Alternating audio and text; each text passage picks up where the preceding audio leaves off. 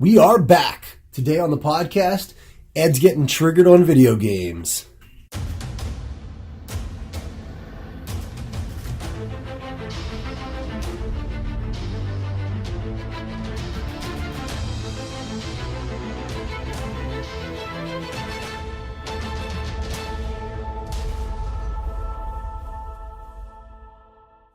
Alright guys, we're back.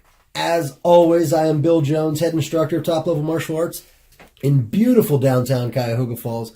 Guys, it is a solid 3 degrees here in Cuyahoga Falls, Ohio today. Probably around -8 or 9 with the wind chill. Sun's out, though. Yeah, the sun is out. Ed, I didn't introduce you. You can't talk. Sorry. Gosh, come on, man. What if I'm not really here. Yeah, what if they didn't know you were here? What if they thought they were getting me all by myself? They probably would have let. I was going to say, we don't want them to tune out. All right, guys, with me, as always, my friend, my co-host, my pal, my chum, slightly above novice in all things, Mr. Edward Whitney. How's it going, Ed? Life is fantastic, man. How are you? Good. We're like all cramped up in my office today. So if it sounds a little echoey, that's just because we're just trying to stay warm. Yeah. Trying to stay alive. Yeah, we're huddled together, naked for warmth. Whoa. Oh, I forgot you didn't want me to point that part out. I'm a married man, sir. Well, I mean, whatever. Jeez. I mean, that's fine. It's no big deal. But wouldn't we be warmer with clothes on? What? I feel like I'd be warmer if I just kept my hoodie on. You know what, man? This is getting really awkward. So, yeah. So, I sent an email out to the landlord. I'm like, hey, man, why is my HVAC not letting me get above 65 degrees in this building? Yeah. Yeah. So, And but I think it's because they control. They pay the gas bill, so I think they have some sort of master switch that doesn't allow it to get warm. Okay, that makes sense. So I think that's the reason. He just holds all the power. Yeah. He's like, fuck them. That thermostat does nothing. And I mean, like, once classes get going, it's no big deal. But in the middle of the day, it's fucking cold. Well, we're sitting at our computers trying to do, like, actual work. Yeah. It's a little chilly. But when we start playing around with Jiu-Jitsu, it's not as bad. Because the body heat just warms everything up pretty quick. It does. But anyway, we got a little space heater in my office, and it's keeping us warm in here. Ed keeps his hand just propped up on my leg. Wow, you're making this weird. Very cozy. Making it weird. What? My hands are over the heater. Clearly. Oh, I'm just trying to paint a picture for everybody. Yeah. Hey, Ed, how about not kicking things? And I feel like it's the wrong picture that you're painting. Oh, okay. Wait, what picture did you want to paint? The reality? Yeah, well, no. So, Ed, I have a rule in life. I can either tell people what's really happening, or I can tell them what's funny. And whichever one is funnier, that's what I go with, right? So, I think they really want to hear about the picture where you're just sitting here and we're talking and you just have your hand on my thigh. I mean, nothing inappropriate. It's just there. Yeah, I don't think anybody wants that picture. No? No. Even if you're into, like... Maybe it's just me. Homoerotica, you still don't want us to. It's your centerpiece. We are not. We are not the model. No, you sure? I'm pretty sure. Oh, man. We went off the rails. We really don't have any rails today, do we? No, we're just winging it. I figure we can talk about UFC a little bit. People like to hear about UFC and Francis Ngannou and how he's going to lose to Stipe. He's going to go to sleep. I hope so. I hope so, too. The UFC doesn't seem to think so. No, the whole world seems to think Stipe is in a lot of trouble. You know what? Even if he is, so what? Yeah, still. Defended the belt twice. Here's the thing, like, you don't think he knows that? I guess that's the thing. Like people, I think people like, and I guess some athletes can get in a groove where they're like they buy into their own hype. Yeah. A la Ronda Rousey, Conor McGregor. Conor McGregor. Well, but I mean he's just never going to fucking defend the title. Yeah, that's a good point. But with Stipe, there is no hype. Nobody hypes him up, and so all he has is hard work. That's all he has, and that's all he knows. And so I think. I don't know. I think he'll pull this one out. I'm hoping so, man. With the heavyweights, like I always say, it's kind of a pick'em. You know what I mean? It's whoever hits who first. Yeah, and I actually seen some interesting statistics on this. Statistics? Yes. So Stipe has knocked out 74% of his opponents. That's amazing. Where Ngannou, it's only like 61%. Oh, what a wimp. Yeah, but I mean, you know what I mean? And he's never knocked me out. Average time of fight, Stipe was like 2.5 minutes less. Do you know what I mean? So basically every measurable category, Stipe was better. Huh. And he's fought guys that have, like Mark Hunt has like a 70% knockout ratio. So anytime I hear of Mark Hunt, I just think about the old, like crank call. Call the bar. Hey, is Mike Hunt there? And you try to get him to announce it. Nice. Yeah, call the bowling alley. Yeah. Do you guys have 16-pound balls? It's probably hard to walk, huh? Popping a can. Yeah. Let him out. Yep. Exactly. Oh boy. It's going to be exciting though, man. It's anytime the heavyweights get in the cage, people get excited. Because, I mean, they truly are battling for the title of who's the toughest human being on earth. The baddest known dude on earth. Yeah. There may be some dude in the wrestling bears in Russia. Siberia. Yeah, named Khabib. Have you ever seen that picture of him as a kid? Who? Khabib, that guy we showed you on the last podcast. No, dude. The first time I ever saw him was on the last. Okay, podcast. so he legitimately they have videos of him wrestling bears as a child. Oh, that's cool. Like actual video of him just with this, not a full-grown bear, but a very large bear. And him jumping on its back. That's a thing you used to be able to do in the United States. Like, they'd train a bear and, and then you could wrestle it. Yeah, but this was like in the woods. Yeah, like outside of his house. As though he just went and looked for him. Well, it's like his pet bear or something, I'm assuming. Like, yeah, I was watching a documentary about a guy with pet bears. Did you ever see that? Was he, what did he look like? I don't know. It was he looked like a guy who would have pet bears, dude. Yes, I have seen that. Yes. Suspenders, horn rim glasses. No, he looked like a fucking guy who would have pet bears. Yes, I have seen that, I think. And he ended up getting killed by him over time. That's eventually. what ultimately happens with everybody. Yeah, it turns out they're very dangerous wild animals. Yeah, it turns out. I ever tell you that beasts. story about the Australian girl I met? Oh, yeah. Talking about how dangerous everything is here. Yeah, so like I don't know if did I talk about this on the podcast before? I feel like we have.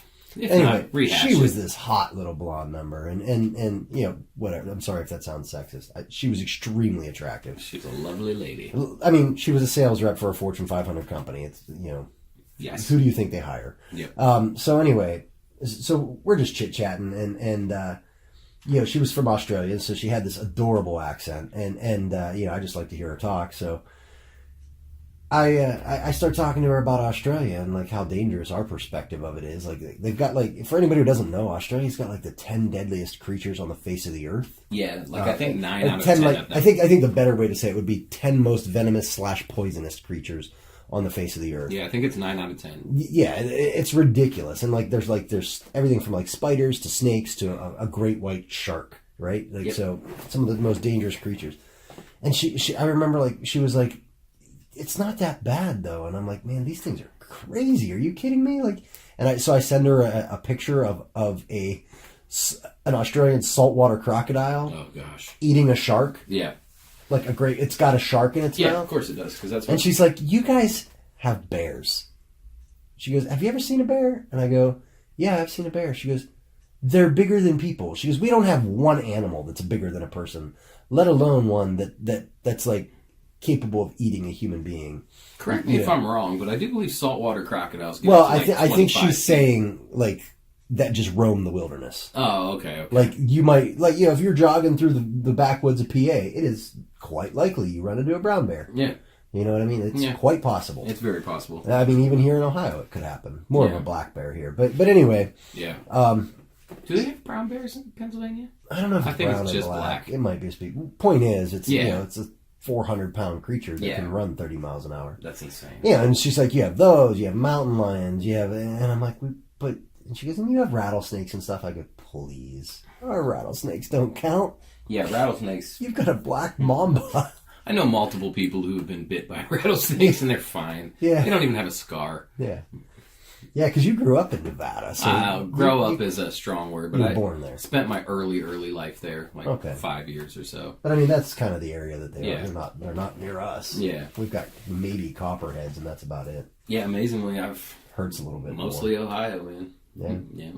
Well, that's too bad. No, I like this place. No, I like it too. It's all right. I do too. It's just this month, like January and the first half of February, I always ask myself, why do I live here? Yeah, so for anybody who's like into the global warming thing and everything, Ohioans are pretty much the dickhead who's like, oh yeah? Where's your global warming now? Like, so, and then some intelligent guy's like, no, it's no, you it's don't like, get it. It's like a half a degree increase every Yeah. 2 years worldwide temp. And I'm like, yeah, but it's -6 here. Yeah. Yeah. Yeah, whatever. Believe what you want. I don't care. Yeah, I but, don't care. Yeah, I'm just saying that Ohioans are pretty much... We're those guys. Well, yeah, that's who's arguing with Look, you. my breath, I can see my breath, but it freezes. Oh, Yeah. man. Yeah, so I was actually thinking about this earlier. If Francis was to pull off the miracle and somehow beat the unbeatable Stipe Miocic, and Volkan Ozdemir beats Daniel Cormier, we could have an actual, like, changing of the guard.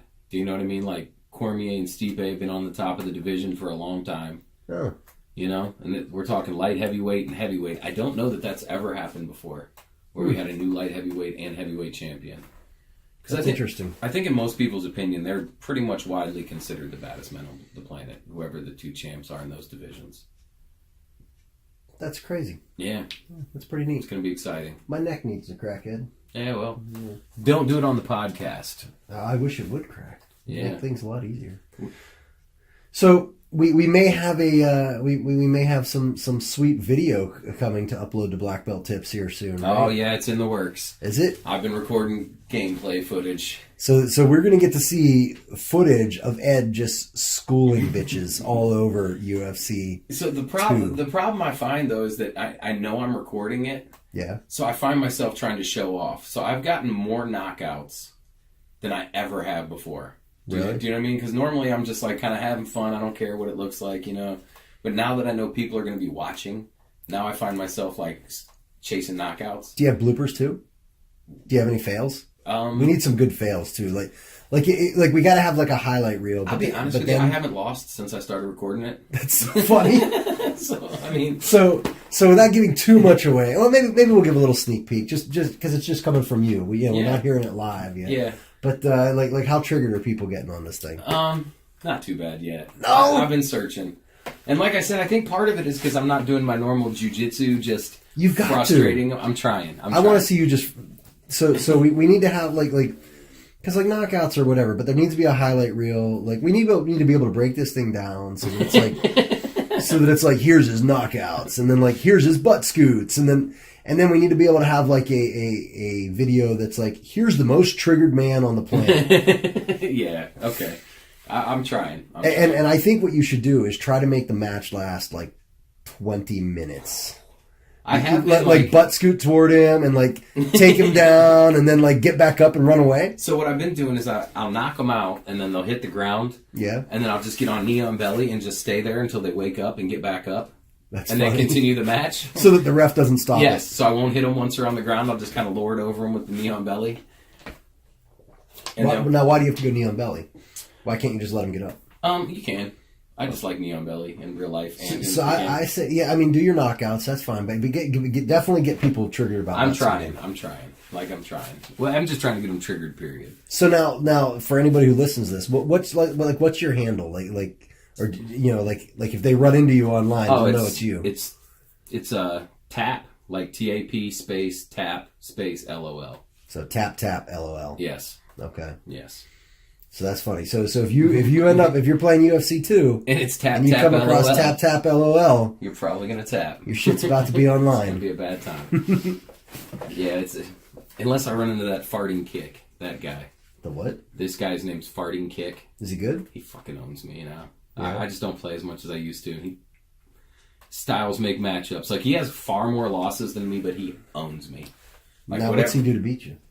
First of all, he picks Cain Velasquez, which in that game it's just like real life matchups. Okay. Cain Velasquez being like a superstar wrestler, so he's able to control the takedowns and get to dominant positions and kind of just hold me there and land significant. So he sees strikes. your name as tap LOL and he's like ground pound LOL. Okay. Yeah. But like I said, he loses. So why don't you pick Stipe? Far more than because Stipe's jiu-jitsu on that game isn't. But my point is, pick Stipe when you see the other guy picks Cain. So you pick your guy before you know who they're picking. Oh, I and see. before you even know who you're playing. Oh, so he doesn't literally see your name and then know that you're a takedown guy. No, he just that's his style. His gameplay style beats mine. Fair enough. So you got to learn how to deal with the ground and pound, the G&P. Yeah, like I said, if I select, it's more honest to God, in my opinion, character selection. His guy just has better control. Speaking of GMP, didn't GSP, did he fight, or is that happening this time? No, he did fight. He beat Bisping for the title. Remember that's right. We talked about it. But he's out. This will hit home with you. They think he might never fight again because of colitis. Oh, man. Yeah. That's crazy. Yep.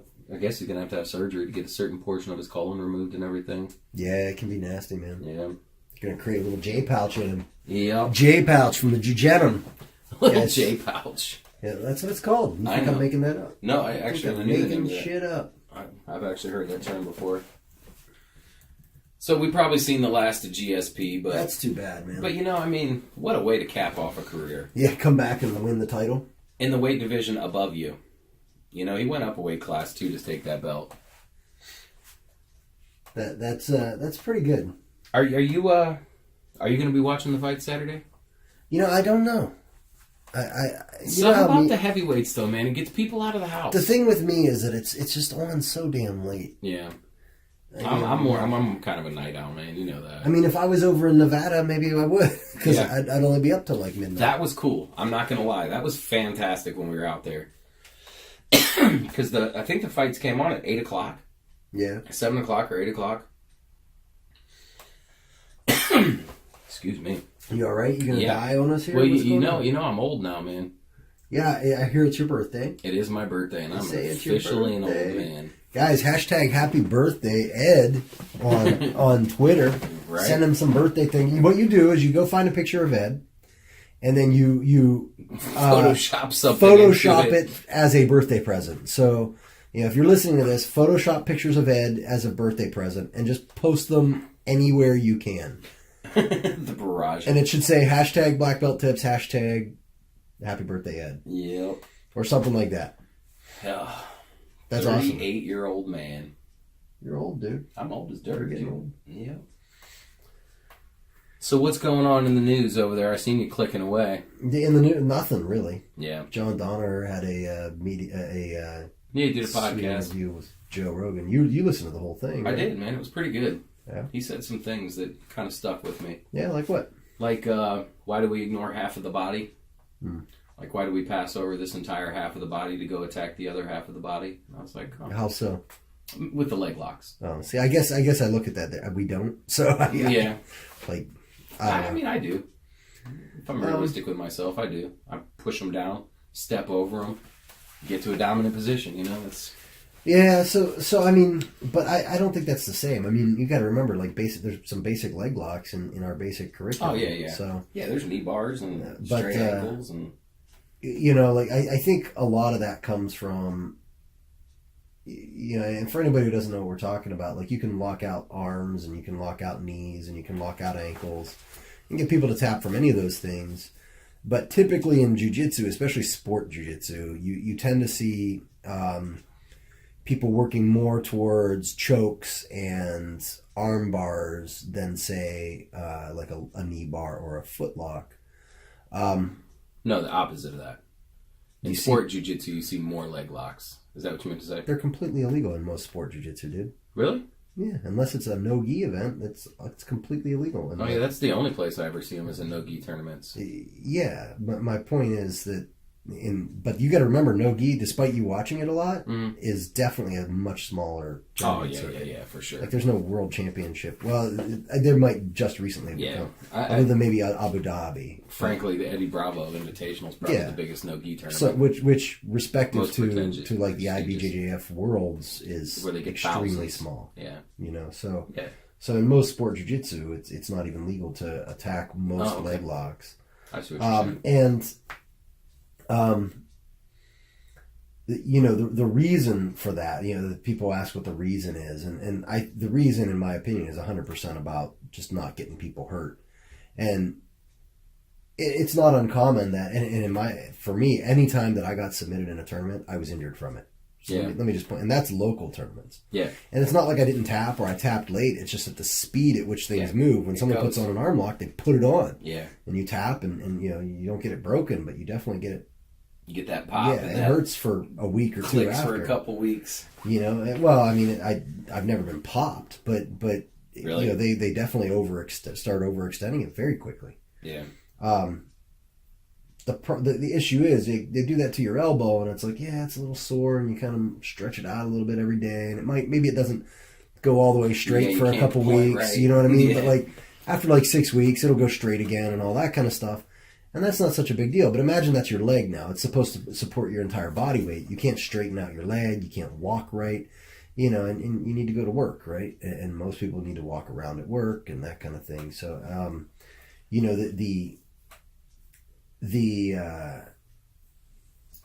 what's the way I want to word this? The impact it has on your daily living for most people is greater when it's an injury to your ankle or your knee versus if it's an injury to like your wrist or your arm. You know what I mean? So let me make sure I'm understanding what you're saying. So you don't necessarily think the risk of injury is higher, but the negative consequences associated with the risk are higher. 100%. Okay. Which is what makes people more afraid of it. Yes. And therefore the risk is perceived as higher. That makes perfect sense. You know what I mean? Like so people like you'll hear people, in my opinion, blanket statement because they haven't really thought it out.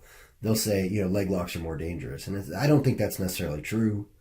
You know, it's just the yeah, it's just how it affects your life is definitely, you know, for most people is definitely higher. You know, unless you're like a surgeon or something, in which case, why the fuck are you competing? Yeah, you know, like if you need to perform surgery and you're in a place where they can do wrist locks. Which literally, if it goes slightly wrong, might prevent you from performing surgery ever again. What are you doing? Yeah. Don't compete. You know what I mean? Don't do it. It's okay to train, but do it controlled. Yeah, don't do it. Turns out those hands are worse than quiche. Yeah. Keep those hands safe. The other thing, and you and I were talking about that yesterday, was just like the ability, you know, our upper body as human beings is designed for fine motor skill. Yes. You know, I mean, our fingers, everything. I mean, think about all the, you know, playing trumpets, piano, you know, we all these little individual movements. You know, try to move your toes in the same way you can move all of your fingers. It's very, very challenging because our legs are much bulkier. They're made for support and movement. Power movements. Yeah, they're not made for fine motor skills to the point, for the most part. Yeah. Obviously, you know, I know someone's going to get triggered. That's our new word, right? Triggered. Yes. Someone's going to get triggered and be like, I know this guy that can, you know, peel a banana with his toes. Great. But is that every guy? No. But every guy can peel bananas with his hands, right? Most, so, yep. you know, like, so you have these leg locks where you're intertwining your legs into somebody else's at odd angles that cause things, problems with using musculature that's designed for very large, gross, powerful motor movements. And there is maybe a slightly higher chance of injury because of that, because your fine skill isn't quite as good. Yeah. Now, that can come with training. Yes. You know, so I think that's the answer is, hey, you got to train it. You know, and people are more likely to get injured at a lower level with leg locks than they are, I think, at a higher level, assuming that it's been trained all the way through. Yeah.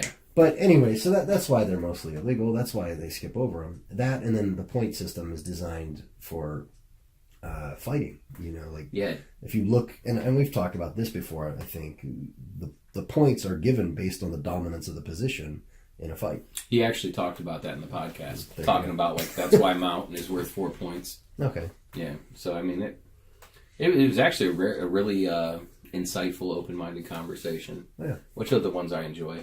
You know. Like, well, John. I mean, I've never met him, unfortunately, but he's apparently just an amazing instructor, super intelligent guy, very calculated. Yeah. He's the kind of guy that takes him 5 minutes to say anything because he has to think it all the way through. You know what I mean? Mm-hmm.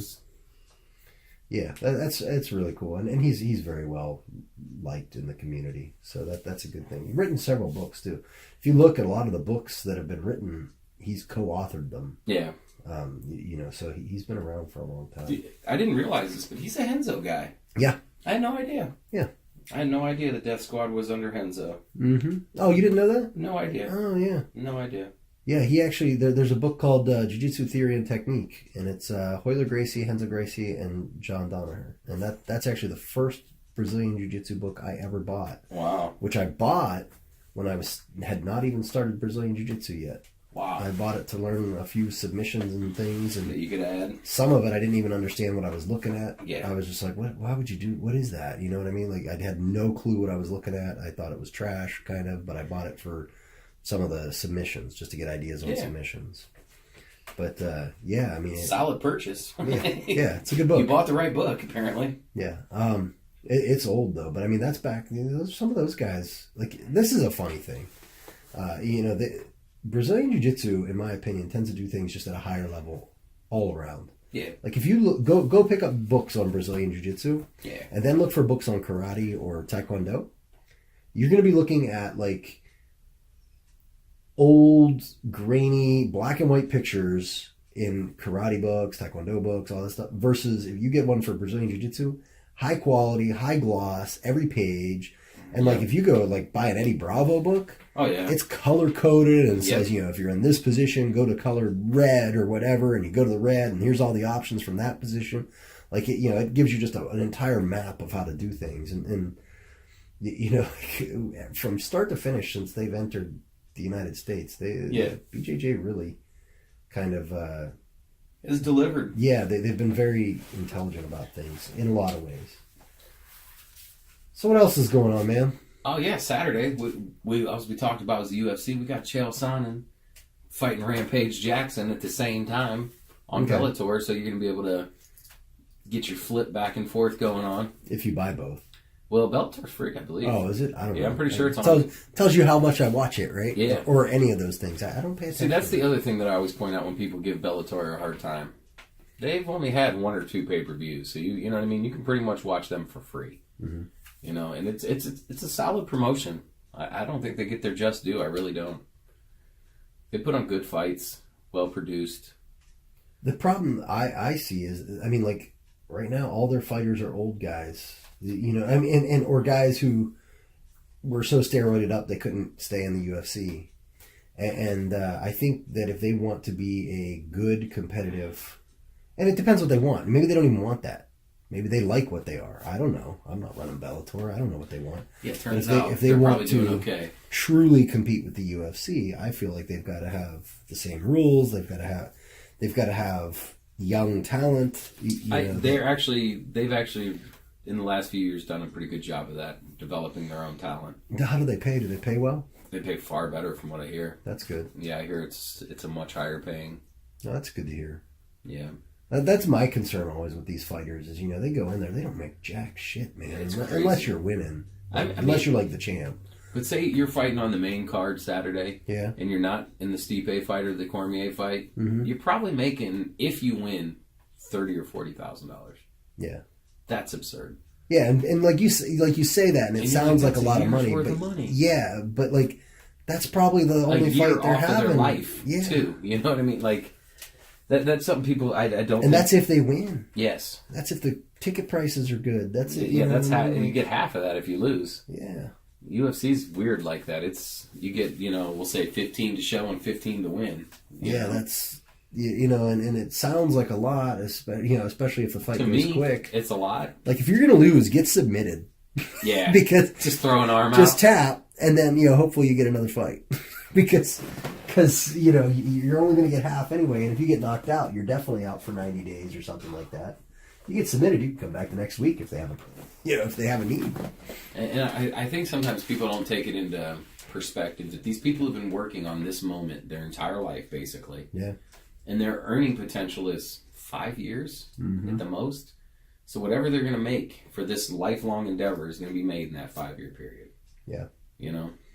Well, I mean, that's where a lot of these guys, they need to get good financial coaching and stuff like that. I mean, like, everybody talks about Stipe, being a fireman and all that kind of stuff. But, I mean, when you think about it, that's good retirement. That's good. You know what I mean? Like, that's a smart move on his part because even if everything else fails, and he seems like a smart guy. I'm sure he's taking some of this champ money and putting it away for a rainy day, right? Yeah. But even if everything else fails, he's still got, a public employee retirement system that he's going to be able to retire on and stuff like that. Yeah.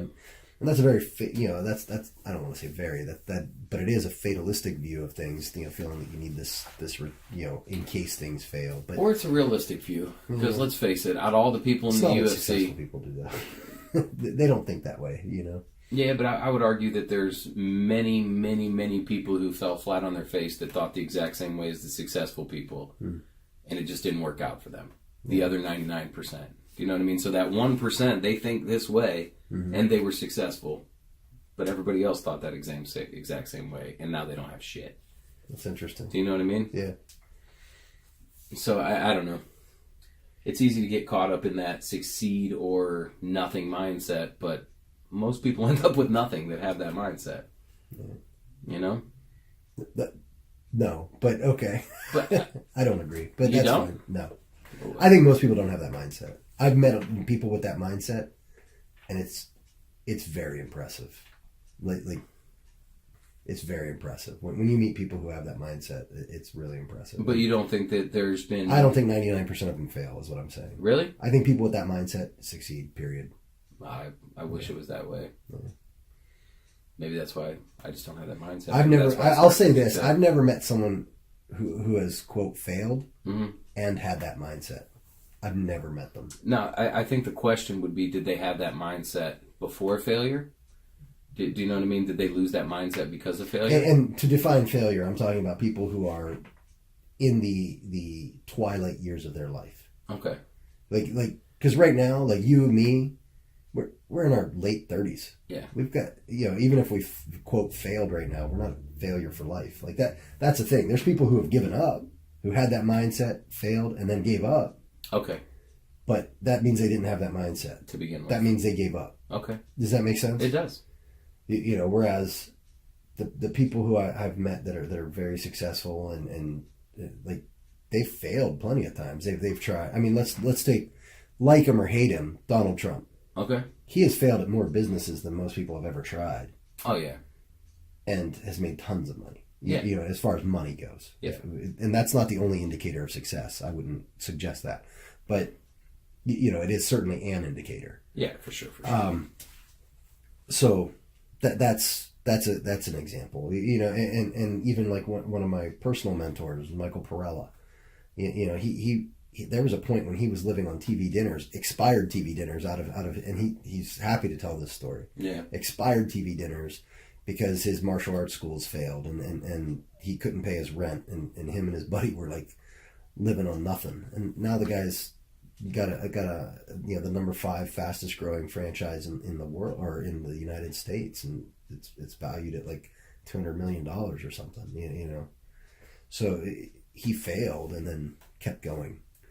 This is like the more I read on success stories, they almost always have their level of success is in many ways comparative to the level of failure they experienced before they got to that level of success. Of course there's always exceptions to the rule, but for the most part, that's been a truth. Going on welfare, getting into bad situations, making mistakes, but they learn from them and they move on. Yeah, I mean, I see what you're saying. Yeah, makes sense. Like for example, I wouldn't call myself successful on the grand scale by any means, but like got a relatively successful martial arts school, and if we open a second one and it fails, I would have an option there. Okay, just quit and never open a second one, or reevaluate and realize what we did wrong and go again. Yeah, or maybe the answer isn't even opening a second one. Maybe the answer is taking a different venture, right? Mm-hmm. Maybe it's just creating a bigger single school. Maybe it's saying, you know what, maybe instead of opening another jiu-jitsu school, the right answer is to open a fitness kickboxing boutique. Or maybe the answer is to say, you know what, I've got a really good martial arts school that's successful. Why don't I also, buy into and open up a pizza shop that I just have ownership of? Yeah. Like there's plenty of options, and I think that when people fail, it's because they close themselves off to the options that are available and stop looking. They let life get them down. I think that was the point I was making. I think it can happen to great people. I mean, that doesn't make them bad people. No. Yeah. So I also want to make that clear. I don't think success or failure means good or bad person. I know plenty of people who have no money that are, I don't like to use the word failure. Yeah. But like they're not where they want to be in life, mm-hmm. but they're still really great people, and I like them as human beings, and I would let my child spend time around them. You know what I mean? Yeah. I know what you mean. And I think that's a good. Would I let my child spend time around them? Now, does that mean they're a failure as a human being? No. I mean, I think every human being has tons of value, but to me, success means that they've accomplished their goals in life. Mm-hmm. And they even know what those are. So, got some thoughts on that. It's going to take some time to to formulate them into the right wording. Been reading a lot, man. I see. Now, do you think a certain reason that you've come to this conclusion is based on the fact that you're reading the successes and you're not reading the other people that had that drive that didn't achieve what they wanted? Yes, and no. So most authors who write books like this mm-hmm. are very good at giving examples of both, well-known examples of both. Okay. You know what I mean? Like if you read Napoleon Hill, he not only talks about, Rockefeller, mm-hmm. who of course did great. Yeah. But will also go into other examples of people who didn't do as well. Yeah. Or that did well for a certain period of time and then met with adversity and gave up. So let's take like Rockefeller, for example. I'm not an expert on him. So No. I'm just using him as because the name people recognize it. Yeah. So let's say, how many people did he crush in business? Probably hundreds, right? Yeah, and let's keep in mind too that Napoleon Hill wrote books in 1937. Yeah, they're old before books. People necessarily knew everything about Rockefeller and some of his foibles and misgivings. Yeah, no, you'll see where I'm going with it here in a second. But we'll take Rockefeller for example, and the other we'll say 100 businessmen that he crushed along the way to achieve his success. Okay. Do you think it was purely he was more driven, or he made the right choices, and those other people could have been just as driven as him? Yeah, that's my point. But I mean, so let's look at a recent example, because Rockefeller isn't someone that everybody knows who he beat. Like my point is, I guess I can't name who Rockefeller's competition was. Yeah, I can't either. You know what I mean? But let's look at Marvel and DC right now. Okay. Marvel right now, without any doubt, is absolutely crushing DC when it comes to movies. Yeah. Right? Okay. You watch DC movies, they are in a tailspin. They don't know whether you like them or not. The business is in a tailspin. Okay. It's trying to figure out which way it needs to go. The movies aren't hitting with audiences. And that's displayed in how much they're making and how much they're losing. And Marvel, meanwhile, is just on this continuous upward trend. Okay. So, and let's just assume for right now it's going to stay that way. That doesn't mean DC is not a successful company. No. DC, now, interesting of note, the exact opposite is true in the comic books. Yeah. DC is, just miles above Marvel right now in the actual comic books. And I'm not talking old school comic books. I'm talking about current sales. Okay. Marvel... People still buy comic books? Like the physical comic book? Oh, yeah. So, a lot of them are like, you buy them on your phone and stuff like that. Really? Yeah. But anyway... Good for them. Like, they're just crushing Marvel in sales. Marvel can't get... some of these people that, like, everybody's going to the movies to see, they can't sell their comic books to save their life. So... they're having lots of problems with that. Mm-hmm. And there's a whole host of reasons, whatever. But so just because you lose to someone else, so maybe another good example would be Olympians. Mm-hmm.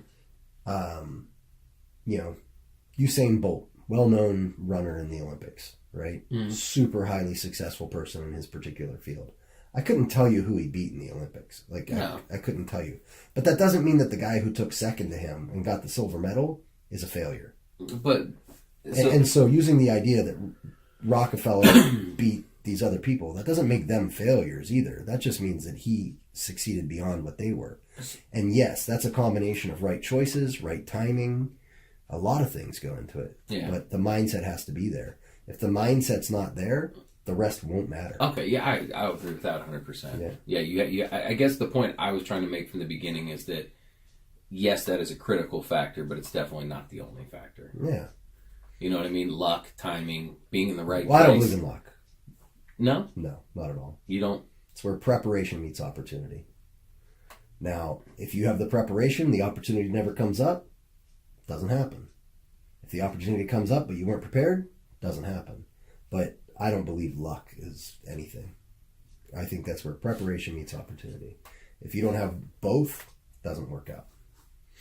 And opportunity is something I think you can create on your own. Okay. I mean, in a lot of ways. In business and things like that, I guess I can see your point. Yeah. But when you say you don't believe in luck, you just mean in that aspect? I don't believe in luck in the way a lot of people believe. Like, a lot of people think luck is just like, oh, well, you know, so-and-so happened to be walking by you and thought you were good looking and wanted you to be a model for their suit company. And, you know, the guy who's making this movie saw you in that suit advertisement. And so you know, he said that you had the look he wanted and he wanted you in his movie. That can sound very lucky. Yeah. But now you also have to have, obviously, if you're a model, right, or have model looks that someone wanted you took care of yourself, right? Because let's be honest, models have a certain look. Yeah. And so you took care of yourself, so that made you prepared for the first opportunity. And clearly something that made you get into this movie got you prepared for the second opportunity. Megan Fox is a good example of this. No one looks at Megan Fox and thinks she's like the best actress ever. Matter of fact, she's pretty well known as not being a great actress. She was, you know, a lot of people say that she was hired because she was really hot, right? Mm-hmm. She was really good looking. So Michael Bay put her in Transformers.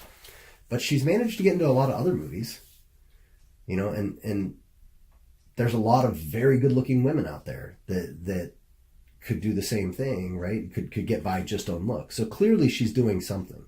Yeah. You know what I mean? There's preparation going in to make these opportunities happen. Or she's, instead of saying, you know what, all these people are talking bad about me and saying that it's just because I'm good looking, she's saying, she's getting an agent, she's going out and saying, hey, here's the movie I've been in. You know, obviously I need work, I need help. You know, she's probably going to acting classes. And I don't know Megan Fox from anybody. Maybe everything I'm saying right now is bullshit. I don't know. But just based on statistics of people who succeed, it's probably likely. Let me turn it around this way. So let's take two guys. Let's take me and Steve. Okay. No matter how hard I work, I don't have the genetic tools to be UFC heavyweight champion. Why would you want to be? Why would that be your goal? I would say that you have not. So there's a lot that goes into. So let's say light heavyweight champion. Doesn't matter. Okay. You're not a fighter at that level. You never will be. I will never be a professional basketball player. Right. Right? So if I try to hone my skills to be a professional basketball player, what I'm doing is ignoring the talents that I'm actually born with and trying to create new ones that don't make sense for me. I agree with that. So when you try to bust into a mold that doesn't make sense and doesn't fit with who you are and who your personality is and what you do and what you're capable of, you're going to fail. I agree with that. You're drifting. And that's something that But the main point I'm trying to make with that is there was a certain amount of luck in acquiring those tools through genetics, being born. Like, you don't dictate that. And I'm not trying to diminish preparation and opportunity, because obviously these things are... There's a certain amount of luck if you don't accept what your true talent is. Yeah. Right? That's because you're trying to force something that doesn't fit. You're putting a square peg in a round hole. Well, that's not luck. That's just not paying attention. Well, let's think about like me personally, and this is one I can use for example. If I would have never been coming down Portage Trail that day, and somebody crossing down there at the crosswalk had traffic backed up, to the point where I was sitting in front of the old top level and having to look over. You know what I mean? I would have never discovered that I'm really good at teaching kids and motivating them to be better humans. Do you know what I mean? Like, I didn't even know that talent existed in me if it wasn't for a certain amount of luck exposing that talent to myself. The opportunity presented itself. Yeah. That's not. You can call it luck if you want. What I'm saying is some people think luck is completely uncontrollable. I'm saying it's not. Because when you looked over and you saw that jiu-jitsu school, it's not like I walked out the door and said, "Hey, you get in here. Hey, you come here. Like you'll be good at this." Yeah, and I'm saying said, from "Hey, that that's moment, what I want." From that moment forward, I would say that it was opportunity and preparation took over. But you were already looking for jiu-jitsu. No, we were looking for martial arts. Yeah, and when you saw jiu-jitsu, you were like, "That's definitely the martial art I need to look at." It was probably. Why do you think that is? Probably because my mind had been predisposed. Because you liked jiu-jitsu, right? You liked it. I did. Why? Because something in you clicked. Something in you was telling you that that's probably something you're good at, or something that you wanted your child to do. And because at this point you were looking for it for your son. Yeah, this was for little Edward. That's what you meant for me. But you know what I mean? Like, our bodies, our brains, they tell us things. Yeah. You have to be ready to listen to them. In Outwitting the Devil, Napoleon Hill refers to this as your other self. And that you have to learn to listen to your other self. And there's a part of you that's constantly whispering. It's that part of you that's saying, "Hey, write a book." It's that part of you that's saying, "Hey, why don't you go for this promotion?" It's that part of you that's saying, there's more to this life than what you're doing. Yeah. And if you ignore that, and society will try to fucking drown that out. Oh yeah. It will try to destroy it, because what do we do to the 2% who succeed? Fuck those guys. They should be paying my taxes. Fuck those guys. They should be giving me their money. Yeah. Fuck. That's what we say, right? Yeah. And I'm not saying that it's all wrong and all misguided angst. And I'm not saying that everybody who gets there has done it kindly or the right way. Well, see, I'm just saying that these are people who've learned how to talk to that other self and how to listen to it and how to have discussions with it in a way that it drowns out the negativity in a lot of ways. And I'm not saying that they will always rise to the top. I'm just saying they'll be usually at the top of wherever they are. And they might be a big fish in a small pond. Yeah. You know what I mean? Like me. I am this, quote, I'm putting this in big quotations here, guys, CEO of a company, right? I'm technically the president of a company. It's a company of like six people. If Jeff Bezos walks you know in, what I mean? Like, we're both like, yeah, now that's I'm not, success. I'm not Jeff Bezos, but there are still people who look at me and say, dude, you have balls of solid steel. And it's because I have a certain mindset. And I'm not done yet, but I mean... Yeah, no, I agree. You know? I think the only point we disagree is, like, after the initial meeting, I think everything you're saying holds true. But I do feel like there was a certain amount of luck involved in me. I think you would have found it somewhere at some point. And that may very well be true. And here's what I mean. You're like anybody who knows you knows you're a very intelligent person. You're really good with kids. I'm not saying that you would have been teaching martial arts. I'm saying somewhere down the line, if you would have kept listening to that voice, something would have presented something itself. Similar would have presented itself. Yeah. And you would have gone for that. And you know, I don't know. Maybe it would have been coaching wrestling. Maybe it would have been, I don't know. I'm just saying that you made the choice to listen to something inside you that said, let's go there. Yeah. That looks interesting to me. Mm-hmm. And because of that choice, your life has changed. Yes. And you know what I mean? And in obviously in my opinion, but I think in your opinion, for the better. Oh, like... You know what I mean? You like, know, we've got a podcast. We're doing all this fun stuff. In, like, fulfillment, my life is more fulfilling than I ever could have imagined. Do you know what I mean? Yeah. But like I said, I guess... You know how I work. Like, I never say 100%. I always say 99%. Like, do you know what I mean? And, yeah. And I guess that's what I'm saying is that, like, the initial meeting in my mind is luck. But then everything beyond that is when preparation and all that took over. You were just looking for the opportunity. Oh, yeah. Well, I was. I always was. I don't believe in Since luck. birth, I've been looking for something that fulfilled me. And I mean, you and I have talked about this. I don't think either of us are done. No, I think there's a lot more building to do. But I do too. You know, and I don't know where that goes or what that means, or you know, and we have certain plans that have nothing to do with this podcast. But and that goes back to preparation meets opportunity. Yeah, we're preparing, yeah. looking for the opportunity. The opportunities.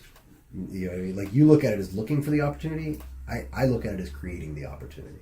I think at that time, yes. So think of it this way: we could go let's say we go and open a second jiu-jitsu school. Okay. People aren't going to just show up. No. Like, that never happened. Like, some people see the building and walk in the door. But for the most part, it's me getting out the word. I'm creating that opportunity. Yeah. And that's what a lot of martial arts school owners fail at. They think that if they build it, it'll come. Guys, this isn't Field of Dreams. No. This is a business. There's a lot of marketing involved. You're listening to a huge marketing piece right now. I mean, like, that's why we started the podcast. So people knew we were here. Yeah. And I mean, it's fun and it's interesting. And know what they're coming into. Yeah. I want them to know me. I want them to be like, like, how many people have come up to you and go, hey, you're the guy who's slightly above novice. Yeah, right? Some guy was signing up the other day and he's like, are you the slightly above novice guy? Yeah. And I'm like, and it's not like we're trying to, marketing doesn't mean I'm trying to get over on people. It actually is the exact opposite. It's me just saying, hey, here's who I am. If you like this, you might like what I sell. Yeah, I think we believe in our product and we want people to know our product exists. Yeah, and our product is fucking amazing Brazilian Jiu-Jitsu. Gracie Jiu-Jitsu. Pedro Sauer Association. Yep. And anyway. That's where you and I disagree. I think our product is so much more than that. Yeah. That's a good point. So much more than that. Maybe that's why you're better at sales than I am, Ed. Okay, maybe. But I mean, it's amazing. Yeah. So, I mean, man, that conversation got deep, man. That's good. That got crazy deep.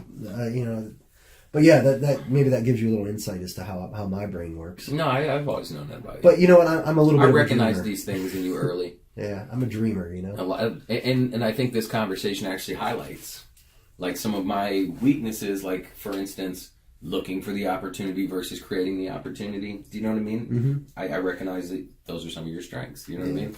It's superpowers. That's another thing that every once in a while you hear me talk about Mike Perella, but and it's not like I know this guy very personally or anything, but I've done some coaching programs with him. Yeah, I got you. When I say, I mean like he was the coach, not me. Yeah, I got you. But one of the things he said is talking about superpowers and finding people in life. And he was talking specifically about business, but I think just it applies to life. Like in general, yeah. Yeah, finding people whose superpowers match yours. Yeah. So, anyway, I mean, I realize that's completely off the topic of UFC, which is kind of where we started. But, good stuff nonetheless. Yeah, I don't think anybody tunes in for the UFC. No? I think they turn in for the random banter. The random banter and then the lessons on life. Guys, a lot of the things that I just talked about, if you're interested in them, you can buy a book called Outwitting the Devil. It's written by Napoleon Hill. And then, I mean, that's actually coming from a number of different sourses, what I was just talking about. Yeah, I was going to say, I think it's... But that's probably the most recent one I've read. And it was an interesting thing because in it, Napoleon Hill...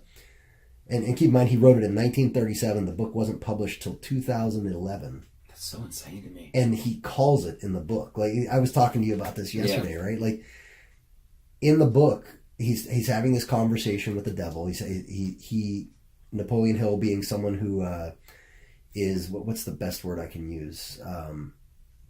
Not a drifter is the term that the devil uses, but. He's successful. He has found his other self and is maybe enlightened is a good word. Yes. But the devil says, look, man, some of the things I'm going to tell you and about how I snare people in and the devil meaning just the negative side of life. Like it's not even like this. I mean, there's clearly some religious undertones, but I wouldn't say it's not like that. No. But, like he's talking about it and he's like, man, the things that I'm going to tell you about how the church has helped me and the things I'm going to tell you about how your school system helps me being the devil, you're not going to publish this book. You're not going to do it. And it's really interesting because he never did publish it. Yeah.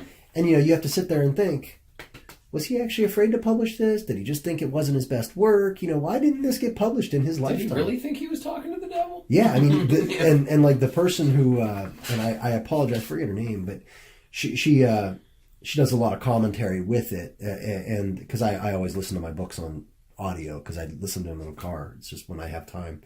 But she writes in the book as well, and rather than editing the original manuscript and changing it, she just gives kind of like editor's notes. Yeah. As like, hey, this is kind of like what I think he means here, and like she's she doesn't know. Like, one of the things she writes is it's really not known whether he honestly believed, because it talks about this time of strife that he had in his life. Okay. And how he went for this walk in Washington, D.C., and he had this conversation with the devil while sitting at the Lincoln Memorial. And so, like, did he actually believe he had a conversation with the devil? Maybe he did have a conversation with the devil. Maybe some dude just walked up and sat down by him and said, "I'm the devil." Who knows? You know, or maybe he's just a great writer and said this would be a really cool way to write a book. Who knows? But it's really interesting because in it the devil says, "You're not going to publish this. You won't do it. You'll be afraid. Your family will be afraid. Everybody will." And he didn't publish it. His wife wouldn't let it get published, and it wasn't published until 2011. So either he wrote something to his family and played an extremely long con. Yeah. Which, wow. Good for you. Yeah, I mean, that's amazing in my mind. Like, if you're willing to write an entire book and say, you know what, family, don't publish this for 50 years. You're assuming that you're going to still be known in 50 years. Or, you know, maybe he honestly believed that this, you know, it's weird. It's kind of creepy when you read it. It kind of gets to you. But it's a good book. I highly recommend it. I can tell it affected you. I can just tell by the tone of our conversations lately that it kind of resonated with you. Yeah, it did in some ways, in other ways not. No. But I thought it was well done. It was just interesting. Yeah. You don't necessarily have to agree with a whole book. No. For it to affect you dramatically. I don't think so. Yeah. Yeah, you know what I mean. It can be one like we were talking about with Danaher about the not ignoring half the body. Yeah. He actually got that. I can't remember who he said that to him. Oh, Dean Lister said it to Danaher. And then in that same line of, you know, good jiu-jitsu guys, Ed Whitney now says it. Yeah. Do you know what I mean? Yeah, I mean, that's how we learn, right? Yeah. I believe there's no original ideas. Yeah. I mean, I guess there were at some point, but I think that they're all said at this point. Pretty much. We're just re-saying them. Yeah. Even if you discover it for yourself, you're re-saying it. You know, a good example of that is I remember I was in high school, and I did kung fu and stuff in high school, and so everything was like very flowing in that. And I remember writing this down. I wrote it down. I'm like, be like water. Like, I was being like real poetic. Like, be like water. It can take any shape, any form. And then like I listened to Bruce Lee's, like, Bruce Lee has a very famous interview that he did where he was talking about that.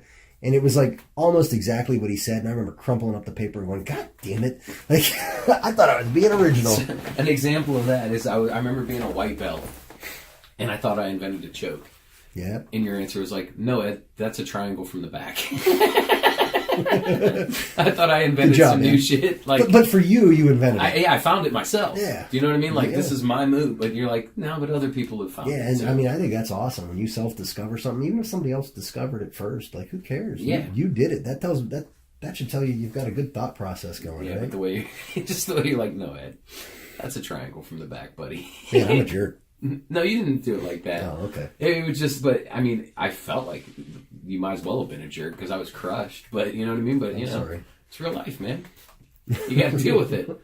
It's real life. I would rather have you told me that than be like, oh man, we're going to call that the Ed Whitney. Man, what should we title this podcast? Shit Gets Deep? Yeah. It was going to be like, I might redo the intro too, because like the intro, if I don't redo it, like right now the intro is like, Ed gets triggered about, comments on video games, which we barely even talked about. I think I'm just going to say, like, in this episode, shit gets deep. Or just put new format. Because we kind of did just go into it we tried a new approach.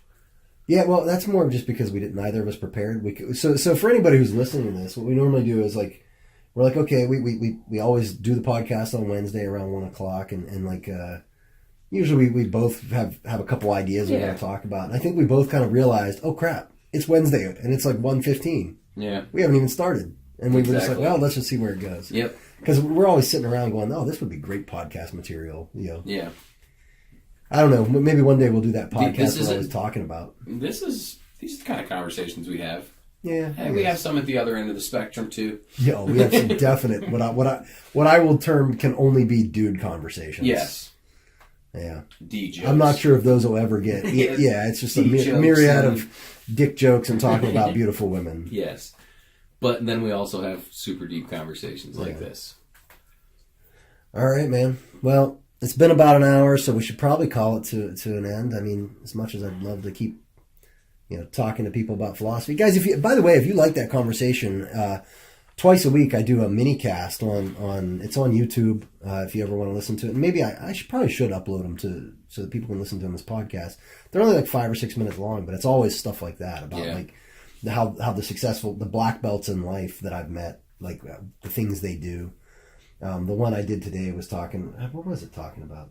I don't remember. It was before I had my dental appointment. I remember doing it because I didn't know if I'd be loopy or not. I was like, I better do this in the car. Man, I'm starting to get a chunk of cauliflower ear going up here. Sorry, brother. I can't stop playing with it. It's just like I see you just it's like molesting your ear. It's insane. You need to get that thing to sign off before you touch it that way. It's like hard. Like whoa, man! You need to sign off before you Hold touch on. it that way. It's like hard. Yes, this is how the conversations go sometimes. Nice. All right. Well, listen, everybody. I want to thank you for listening. And if people want to get in touch with us and talk to us, how can they do that? You can find us on Facebook, Black Belt Tips. The recommended way I recommend, honestly, is the website. Hey, how retarded am I at? Oh, I'm sorry, I used a bad word. Yeah. I'm looking for my phone. Yeah. For anybody who doesn't know, we do the recording on my phone. It's literally sitting up. We're talking to it. I'm sitting here looking around me like, where's my phone? He's staring at his phone, looking for his phone. Anyway. So let me segue into a story real quick. This is actually funny. This is back when I used to smoke cigarettes. Okay. And I was a delivery driver, and I'm driving down the street talking to my wife on my way back from a route, talking on the phone, smoking a cigarette, get done with the cigarette, and chuck my phone out the window on the highway. So you still got your hand? Still got the cigarette, talking to the cigarette, and my phone is bouncing down the highway. Oh, man, you had to be swearing. Oh, I was so pissed. And by the time I'd circled around and got back, it was like in 50,000 pieces on the highway. That is amazing. Yeah, so I was like, chuck my phone and start talking to my cigarette. That is fantastically amazing. But like you were asking, blackbelttips.com is a great way to get a hold of us. Yeah, what about our email? What is it? blackbelttips@gmail.com. Yeah, okay. Yeah. And I am at Top Level GJJ on Twitter. What are you? Eddie Jiu-Jitsu 33. That's at Eddie Jiu-Jitsu 33. At Eddie Jiu-Jitsu. Come and that's on, man. EDDIE.